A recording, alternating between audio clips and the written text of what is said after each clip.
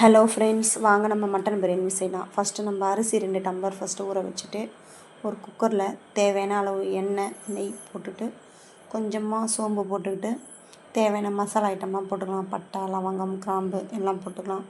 3 பச்சை மிளகா, ஒரு 4 பெரிய வெங்காயம் நீட்டாக கட் பண்ண வச்சேன். அது நல்லா கண்ணாடி பதத்துக்கு நல்லா வதக்கணும். நல்லா வதக்கி விட்டுப்போம். இது வதங்குற கேப்பில் உப்பு கொஞ்சம் போட்டுப்போம். உப்பு போட்டால் கொஞ்சம் நல்லா சீக்கிரமாக வதங்கிடும். இஞ்சி பூண்டு தேவையான அளவு போட்டு நல்லா வதக்கி விட்டுடலாம்.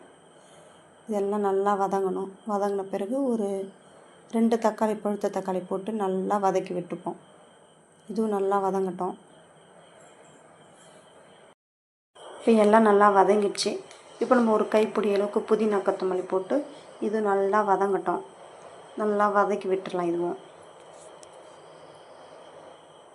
நல்லா வதங்கிடுச்சு. இப்போ ஒரு ஸ்பூனு தனி மிளகாய் தூள், பிரியாணி மசாலா ஒரு ஸ்பூனு, கரம் மசாலா ஒரு ஸ்பூனு, மஞ்சத்தூள் ஒரு ஸ்பூனு எல்லாம் போட்டு நல்லா வதக்கி விட்டலாம். மசாலா ஸ்பூன் நல்லா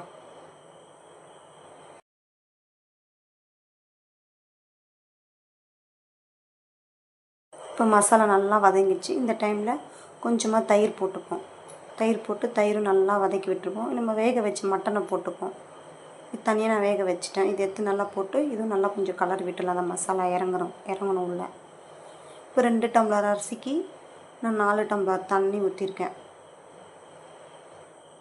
நல்லா தண்ணி ஊற்றி கொதித்த பிறகு விசில் போட்டுடலாம்.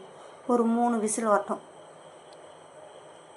விசில் வந்துருச்சு. இப்போ நம்ம திறந்து பார்த்தோம்னா மட்டன் பிரியாணி ரெடி. நல்லா உதிரியாக வந்துருச்சு. நீங்களும் ட்ரை பண்ணி பாருங்கள், சூப்பராக இருக்கும்.